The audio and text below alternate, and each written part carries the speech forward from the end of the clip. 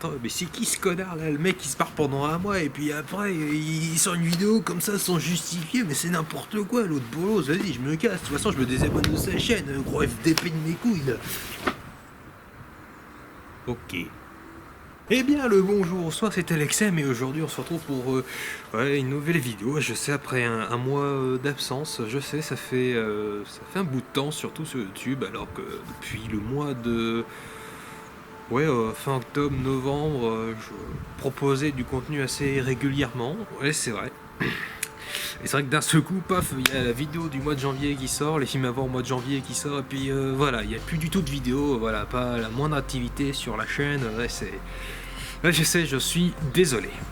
Alors effectivement, j'avais dit qu'il n'y avait pas grand chose en termes de sorties ciné, et c'est un peu le cas effectivement, parce que même s'il y avait relativement quelques sorties intéressantes, comme j'avais dit dans ma vidéo sur les films à voir au cinéma de mois de janvier, et j'en suis désolé qu'il n'y ait pas le mois de février, puisque je pense que je vais arrêter tout simplement cette série qui fait pas beaucoup de vues, qui n'intéresse pas beaucoup de monde, donc ce n'est pas grave, voilà, donc je l'annonce ici.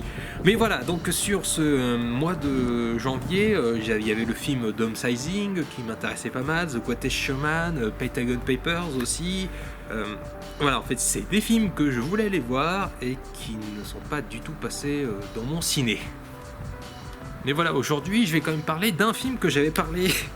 Voilà, quand même un film que j'avais parlé dans les films avant de janvier, Le Grand Jeu d'Aaron Sorkin. Le Grand Jeu, ça faisait partie des premiers films de 2018, c'était sorti le 3 janvier, donc c'était clairement les tout premiers films. Et c'est un bon film. Effectivement, c'est la première réalisation d'Aaron Sorkin, alors que d'habitude c'est plutôt un scénariste, c'est un grand scénariste d'ailleurs. Et là, enfin, il s'est lancé dans la réalisation, et c'est vrai qu'on pouvait s'attendre peut-être à une petite déception de ce point de vue-là. Mais non, Aaron Sorkin est un bon réalisateur.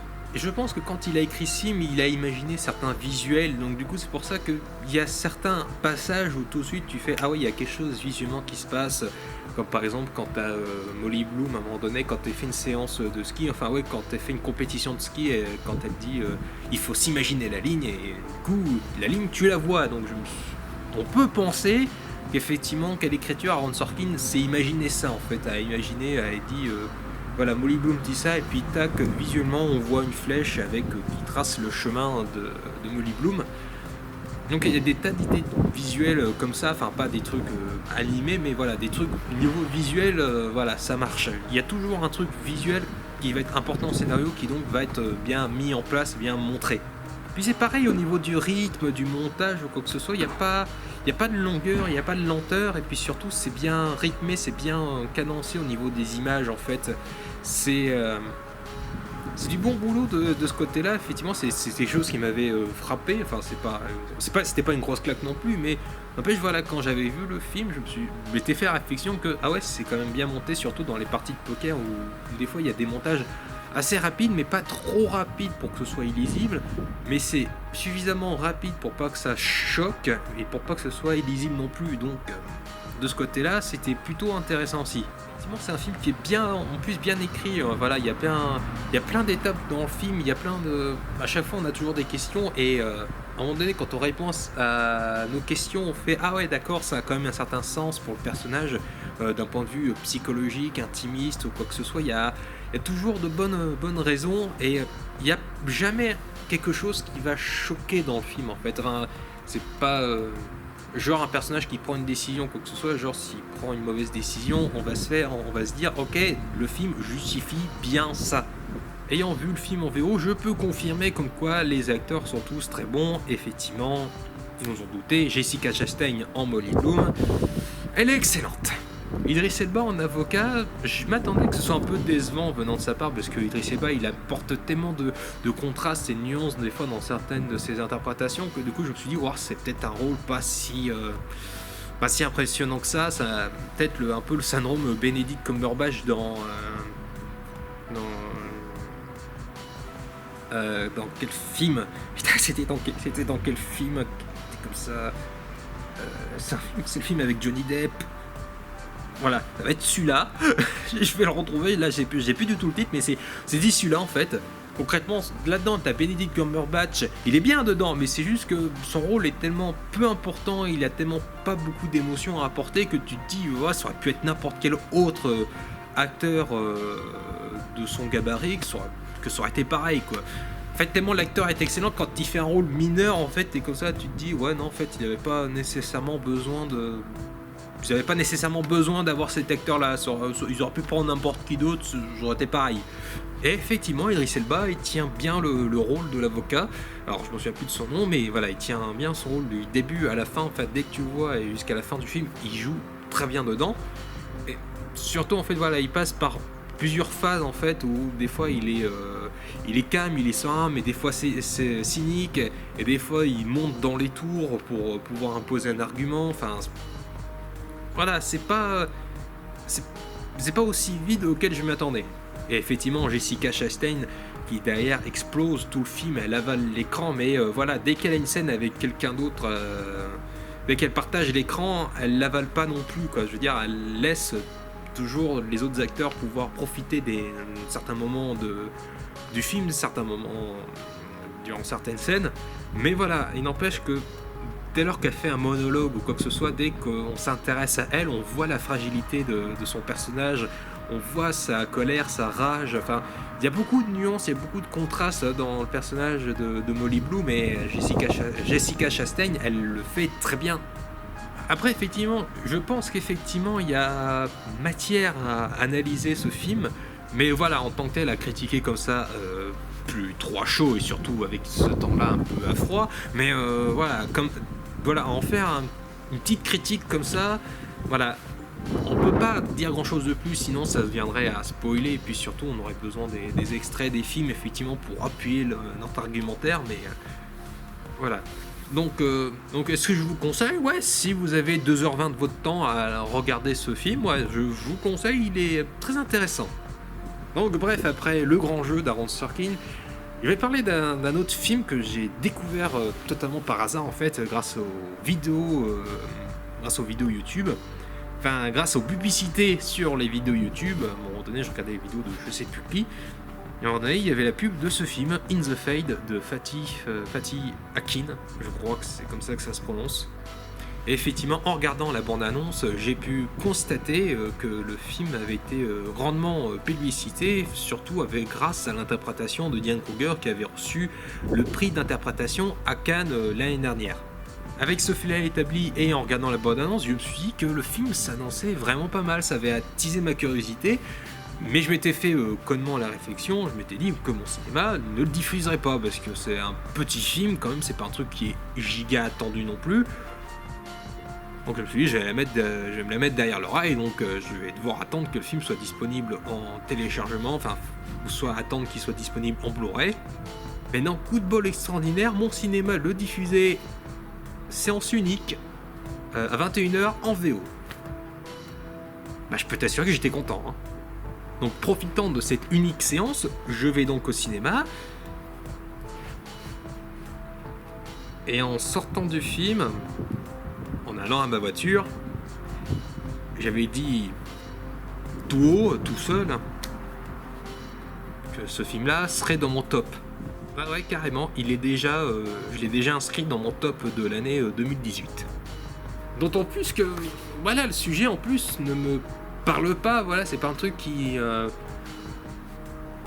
dans lequel j'ai énormément d'émotions, quoi que ce soit. Normalement, c'est pas un sujet qui me touche, voilà, mais...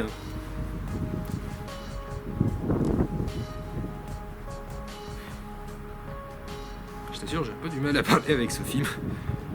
Donc, In the Fade est un film allemand réalisé par Fatih Akin, et l'histoire se passe en Allemagne, et le personnage de Yakunger s'appelle Katja, et qui, un jour, malheureusement, dans un attentat terroriste, perd son mari et son fils. C'est totalement officiel, son fils et son mari sont morts dans une explosion qui a été prévue pour eux spécialement.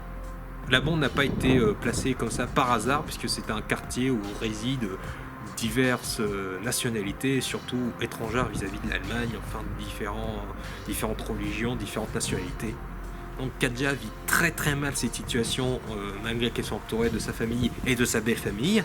Il se passe diverses choses, donc je vais pas vous spoiler ou quoi que ce soit, je vais pas tout vous révéler non plus.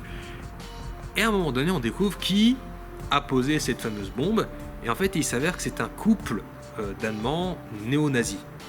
Et donc à un moment donné vient le procès. Et le film parle en partie du procès de ces deux personnages avec Kadja qui assiste à ce procès.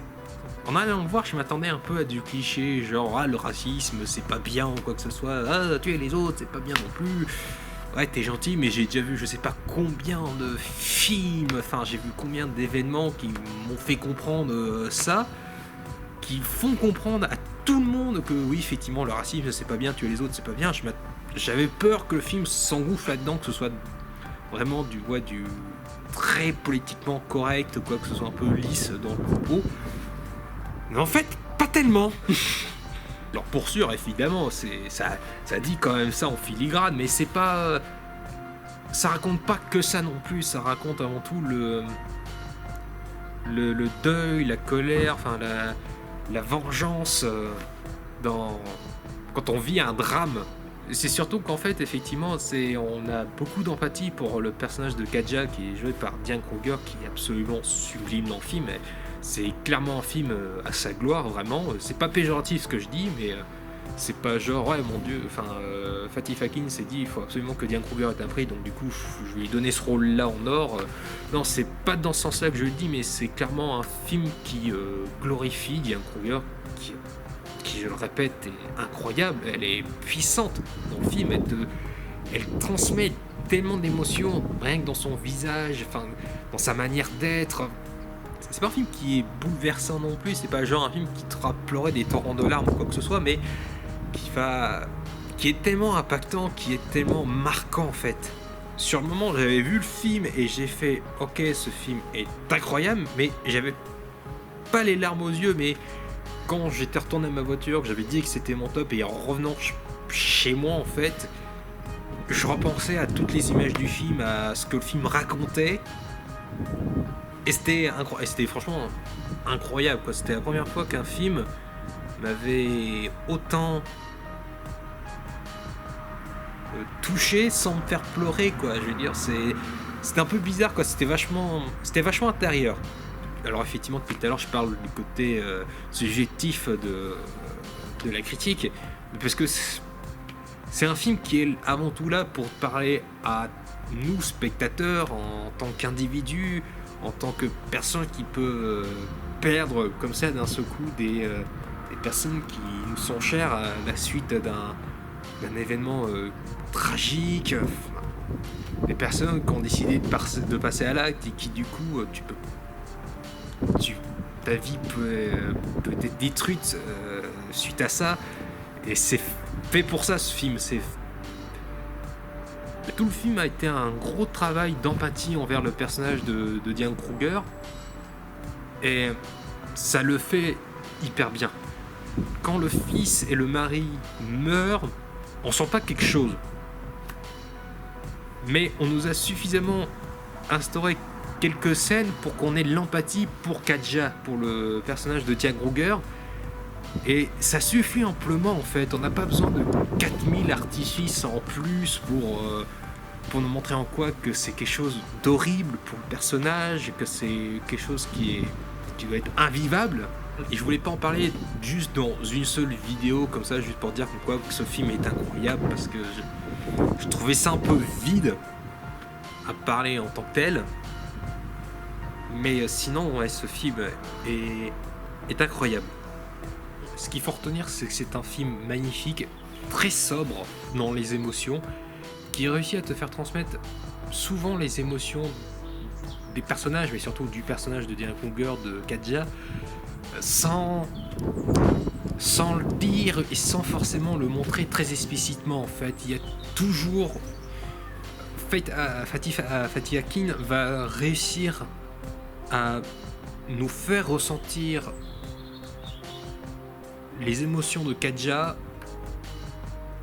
mais à chaque fois d'une belle manière en fait, sans être pompeux, sans être trop tire-larme, sans en faire trop en fait. Et quitte à encore parler de Fatih Akin, sa réalisation est absolument magnifique. Il y a beaucoup de plans qui sont très très marquants visuellement. Enfin, on sent que Fatih Akin a réfléchi ses séquences à chaque fois pour trouver une couleur, la bonne manière de filmer la scène pour qu'elle soit impactante, qu'elle soit dans le plus juste possible, mais sans en faire trop non plus, pour pas qu'il y ait trop d'artifice, pour pas que le spectateur se dise « Ah mon Dieu, ça va être tire-larme » ou quoi que ce soit. Non, c'est toujours dans la sobriété, toujours dans cette justesse. Et que dire de plus, à part que j'ai énormément envie d'en faire une critique plus détaillée de ce film-là. Alors c'est pas une promesse ou quoi que ce soit, mais mais j'en ai en tout cas très envie, et quand il va sortir en Blu-ray, je pense que ça va être un véritable plaisir d'analyser, de voir tous les détails qui ont fait la réussite de ce film-là, et aussi l'envie de se replonger dans ce drame humain qui est assez difficile en fait. Alors effectivement, peut-être que je survole le grand jeu et peut-être que je survole In the Fade, mais en tout cas c'est pour pas gaspiller certaines munitions, certaines cartouches ou quoi que ce soit, parce que si j'ai envie de faire des critiques pour plus tard, de revenir sur ces films-là, moi que j'ai toujours quelque chose à dire, donc c'est pour ça que j'en garde en réserve, mais en tout cas, voilà, sachez que In the Fade est un excellent film. Et donc on en vient enfin au dernier film que j'ai vu, justement, qui est mon 3e film au cinéma, et donc voilà. Que dire de plus qu'à part que c'est un film de Clint Eastwood, et qu'il a fait polémique, et que j'ai pas compris pourquoi. Alors ce film de Clint Eastwood, c'est le 15h17 pour Paris, qui raconte l'histoire des 3 Américains qui ont arrêté un terroriste dans le Thalys, dans le train du Thalys, en France. Et effectivement, il y a des gens qui se sont dit quel est l'intérêt de faire un film sur un événement qui s'est déroulé pendant juste quelques minutes, en faire un film d'1h30 pour juste traiter de ce moment-là en particulier. Il y a beaucoup de gens qui se sont interrogés sur l'intérêt même de ce projet, enfin sur l'intérêt même de ce film-là, sur pourquoi Clint Eastwood veut s'atteler à raconter cette histoire. Et quand on connaît le gaillard, quand on connaît Clint Eastwood, c'est même assez logique qu'il en ait parlé en fait. C'est parce que quand on regarde American Sniper, quand on regarde Sully, et là quand on regarde 15h17 pour Paris, c'est pas une inconnue, c'est pas quelque chose qui fait tâche ce film-là en fait. 15h17 pour Paris, c'est pas du tout un film qui est étrange, qui est beaucoup trop bizarre dans la filmographie de son réalisateur. Au contraire, même c'est un film qui s'inscrit dans la continuité de ce que Clint Eastwood a fait. Et comme j'avais dit dans ma vidéo de mes attentes ciné 2018, Clint Eastwood s'intéresse à la figure du héros qui est présent en chacun de nous. Quand on voit que le 15h17 pour Paris, on se dit pas que c'est un film qui est de propagande pour exprès dire que oh mon Dieu, les Américains sont hyper forts, qu'est-ce que ce sont de beaux sauveurs de l'humanité, franchement, oh là là, qu'est-ce qu'on ferait sans eux. Sauf que c'est pas ça Clint Eastwood qu'il veut dire en fait. Peut-être qu'il a, il a cette envie juste dans 10% de ses gènes, peut-être qu'il y a ça dans son envie de raconter ça, que effectivement les Américains sont beaux, mais c'est clairement pas ça du tout. Alors oui, effectivement, ce sont des Américains qui ont arrêté cet attentat, mais le film justifie bien ça en fait. Et puisqu'il raconte avant tout le destin de ces 3 personnages avant l'attentat en fait, avant qu'ils aient déjoué cet attentat. Clint Eastwood s'intéresse au destin de ces 3 personnages, comment ils ont été élevés, dans quel milieu ils ont grandi, comment ils se sont rencontrés.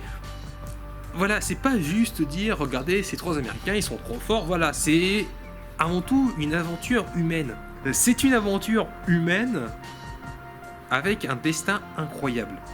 Alors, ça pourrait paraître cliché au premier abord, mais Mais c'est tout à fait humain comme réaction. Parce que c'est tout à fait humain comme réaction de penser ça, en fait, de se dire peut-être que j'ai un grand rôle à jouer, enfin j'ai un rôle à jouer sur cette terre, je suis pas là pour rien, j'ai quelque chose à faire, mon rôle n'est pas terminé pour l'instant. Il y a des gens qui pensent ça et qui n'ont pas forcément tort, en fait, c'est juste une question de croyance et si vous pensez l'inverse, c'est pas un problème, puisqu'il y a des gens qui pensent qu'ils sont maîtres de leur destin, il y a des gens qui pensent que leur destin est plus ou moins écrit, mais voilà, c'est ça qui fait la force du récit de Clint Eastwood, c'est que le personnage de Spencer, enfin le personnage, c'est pas vraiment un personnage, mais le Spencer dans le film pense qu'il a effectivement un destin à accomplir, qu'il a quelque chose d'important, qu'il n'est pas là pour rien, qu'il se dit on a quelque chose à accomplir, je le sens.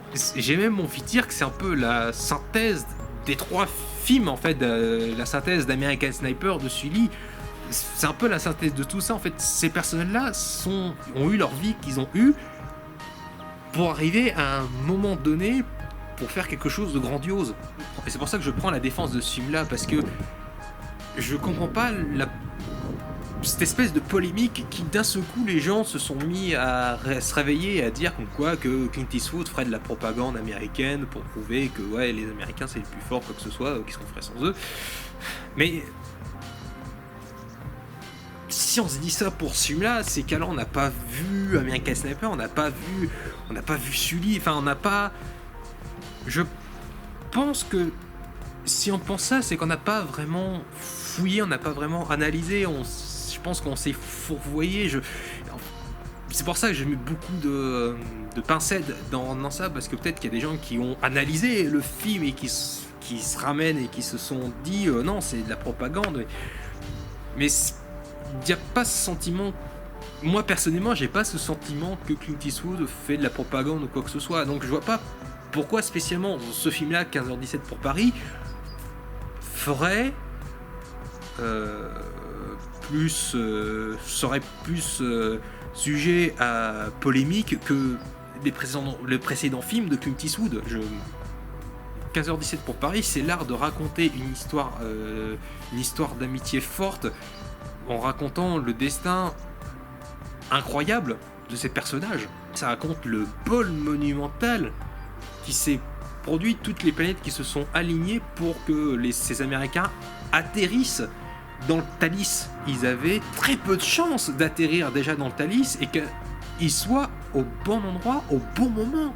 Alors depuis tout à l'heure, je parle du film en bien, et effectivement, ce film a beaucoup de qualité, et déjà, par commencer, je ne m'attendais pas à ça, mais les 3 personnages, les 3 amis, sont joués par les véritables Américains, les véritables personnes qui ont arrêté ce terroriste. J'étais impressionné, mais en même temps, j'étais craintif de me dire ah mais ce ne sont pas des acteurs professionnels, donc peut-être que leur jeu d'acteur ne va pas être terrible. Non, en fait, ils se débrouillent bien. Après, c'est sûr, ils n'ont pas à se compliquer la vie, puisqu'ils jouent leur propre rôle, donc ils se connaissent eux-mêmes, donc ils n'ont pas à jouer quelqu'un d'autre. Donc c'est pour ça que ça paraît aussi naturel comme manière de jouer, mais c'est vrai que de là à passer derrière la caméra et à exprès dire certaines répliques de telle manière, des fois, ça aurait plus mal tourné, mais non. Ça va. Après, niveau de la réalisation, c'est pas le meilleur d'Eastwood non plus, parce qu'il a fait un meilleur travail de réalisation sur Sully par exemple, et même American Sniper. 15h17 pour Paris, c'est pas sa meilleure réalisation, mais c'est pas mauvais non plus. C'est du bon, mais c'est du bon Eastwood, mais c'est pas, il est pas à son maximum là. C'est une belle histoire, bien racontée, sauf un passage.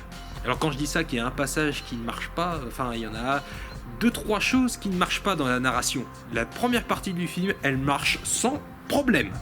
Il n'y a pas de problème ou quoi que ce soit, c'est bien raconté. Il y a juste, à un moment donné, les personnages font un voyage en Italie. Et ce passage est trop long.